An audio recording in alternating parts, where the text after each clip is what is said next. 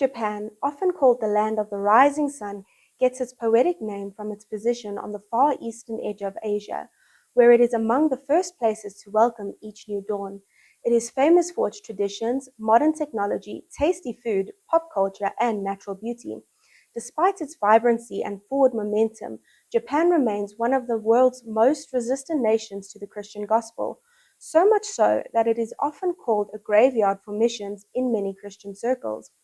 Why does a nation so vibrant and forward-looking remain so unreceptive to Christianity, with less than 2% of its people identifying as evangelical? Christianity first came to Japan in the 1500s and at first gained some followers.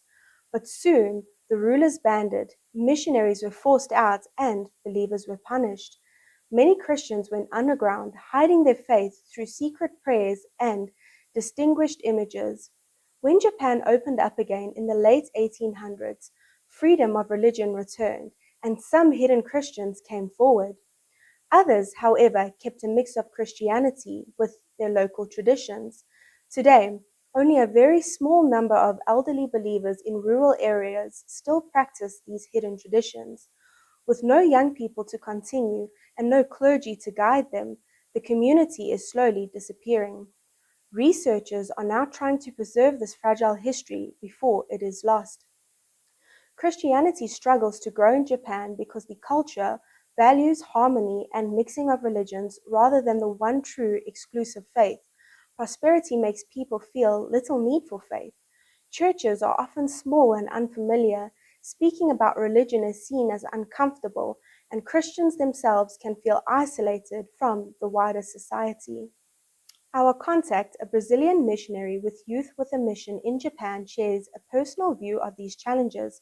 He notes, things move at a slow pace. It's always a struggle to see doors open and ministries make progress. He explains that what worked in Brazil does not always work in Japan, and the language barrier makes it difficult to form relationships. The Japanese people are generally closed to new things, he adds, but despite this, it's clear that the Lord has been doing something in this nation in recent years. He identifies two main obstacles, the language barrier and the difficulty in building relationships between Japanese and foreigners. Yet he also sees great potential. They are extremely organized, honest, and committed to what they believe in. In the mission field, these qualities could become a powerful force for God's kingdom. When asked about his greatest challenge, he said, "My biggest challenge is to stay hopeful that God will reach the Japanese people even when we see few fruits." Still, his hope is renewed as he witnesses small but significant steps, such as the opening of a new YWAM base that now has 8 full-time workers and the training of 5 young people from Japanese Brazilian immigrant families who understand both language and culture. These young believers, he believes, may hold the key to reaching native Japanese people. Japan's reputation as a graveyard for missions is not a final verdict, but a reminder of the need for perseverance, prayer, and creativity. The harvest is great, but the workers are few, he reflects, urging the global church to pray for God to raise up more missionaries and pastors for Japan. This highlights the urgent need for prayer and more workers.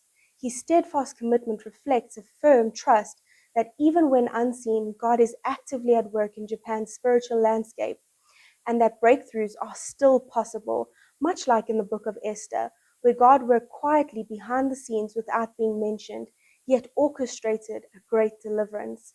In the same way, God is at work in Japan, unseen, but always present. Despite its reputation, Japan's Christian story is one of endurance, courage, and creative faith.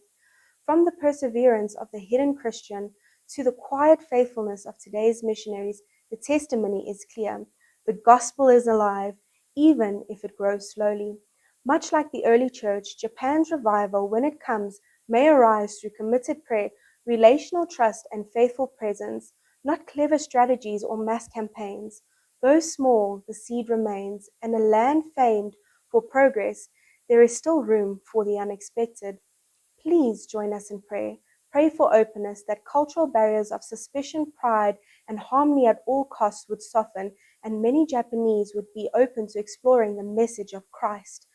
Pray for the church, that small congregations would be strengthened, new leaders raised up, and contextual forms of worship developed. Pray for missionaries, that those serving like our Brazilian contact would be encouraged, sustained, and equipped to persevere in a challenging field. Pray for revival through prayer, that as in the past moments of awakening, united prayer movements in Japan would spark new life across the nation.